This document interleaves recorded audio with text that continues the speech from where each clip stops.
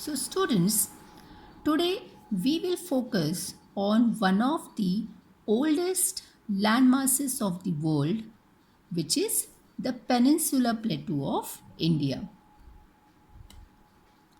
Now, this particular oldest landmass was formed due to the breaking and drifting of the Gondwana land. So, this peninsula plateau is a tableland composed of the old crystalline, igneous, and metamorphic rocks. If you observe here these pictures of peninsula plateau, you can see valleys are shallow and hills are rounded. Now, for better understanding, you can see this the broad division of this peninsula plateau. Yes, at north there is a central highland and southern part triangular shape is called as Deccan Plateau. And do not miss out this small part of this peninsula plateau in northeastern side. So let us see one by one. So can you see here? Obviously, first we are going to focus on the central highlands. Now, can you see here river Narmada? So, the area which is at north of the Narmada river and which is mainly covered by Malwa Plateau is known as the central highland. Now, what are the other major features of the central highland? So, at south there is a Satpura range, and at northwest there is Arauli. Okay, Arauli hills are there at the northwest, and at southern side there is Vindhya range. This Satpura is also there, but you have to remember here the Vindhya range. The further westward extension gradually merges with the sandy and rocky desert of Rajasthan. Okay, now looking at the rivers, you have to remember here four rivers. The river Chambal, the Bitwa, in between this is Sindh and Kane. Now they flow from southwest to northeast, which indicate the slope of this tableland. Now, if you observe in a better way, the central highlands are wider in the west compared to eastern side. The eastward extension is locally known as Bundelkhand and Baghelkhand. Chota Nagpur Plateau marks the further eastward extension, which is drained by river Damodar. Okay, so what are the major key locations of this particular central highland? First, the Vindhya is at south. Okay, then Arauli is at northwest. You have to remember the names of four rivers. Major part is covered by Malwa Plateau. Westward extension is Rajasthan area. Eastern part is Bundelkhand, Bhagelkhand, and further eastward you have Chota Nagpur Plateau with river Damodar, which is mainly drained by Damodar river. So if question comes like a short note on central highland, then these keywords you have to mention. Okay, now moving forward, now we will focus on this triangular shape of the peninsula plateau, which is known as Deccan Plateau. Now you can see here Deccan Plateau is at the south of river Narmada. Here that Satpura range comes, which is at the north side of this plateau. You can now you have to remember here three hills, that Mahadev Hills, Kaimur Hills, and Maikal range. This is the eastward extension of this particular plateau. Deccan Plateau is higher in the west and gentle, and it slopes gently towards eastwards.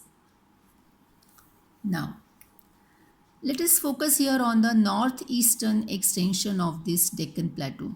So, this extension is also visible in the northwest. See here you can see the ranges: Garo range, the Khansi range, and Jaintia range. Okay. Now, at the time of Himalaya formation, this particular part was separated by a fault from this Chota Nagpur Plateau. Okay. and it is locally known as Meghalaya and Karbi Anglong Plateau. Yeah. Now, again, at the Deccan Plateau, now we are going to see the ages. You know this, these are the Western Ghats and the Eastern Ghats. Okay. So, the average elevation here of Western Ghat is 900 to 1600 meters compared to 600 meters on the of Eastern Ghats. The height of Western Ghat progressively increases from north to south. The highest peak here are Anaimuri at 2695 meter and Dodabetta at 2637 meter. So, the Western Ghat causes the orographic rain by facing the rain-bearing moist winds to rise along the western slopes of the Ghats. So, because of these Western Ghats, these winds which are bringing rain, these Western Ghats are forcing them to fall this rainfall at the western side. Okay. Now, the Western Ghats are known by different local names. Like in Maharashtra, we can see the Konkan coast, and for example, in Kerala, it is known as the Malabar coast. The Eastern Ghats, now we will talk about the Eastern Ghats. They are comparatively discontinuous, they are irregular, and they are divided by the rivers which are draining into the Bay of Bengal. The Eastern Ghats stretch from Mahanadi Valley to the Nilgiris in the south. Right now, Mahendragiri at the height of 1501 meter is the highest peak in the Eastern Ghat. So the Shevarai Hills and Javadi Hills are located to the southeast of the Eastern Ghats. Now here we are going to see the special feature of this Deccan Plateau or Peninsular Plateau, that is the black soil, right? And it is known as the Deccan Trap. This is of volcanic origin, hence the rocks are igneous. Actually, these rocks have denuded. That means the slopes of the these highlands are reduced in height and their shapes are also modified over a period of time, and that's why they are become responsible for the formation of this black soil. So this is a special feature of this Peninsular Plateau. Now I will take you back again to these Arauli Hills, which we mentioned there in the beginning of the Peninsular Plateau.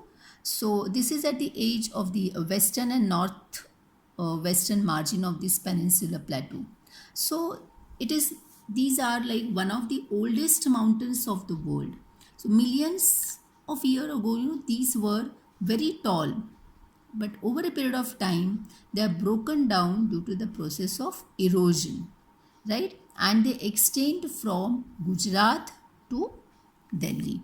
Yeah, these things you have to remember about the Arauli Hills, the special things about Arauli Hills, which are part that those particular hills are part of this Peninsular Plateau. Yeah, I hope you understood this lesson.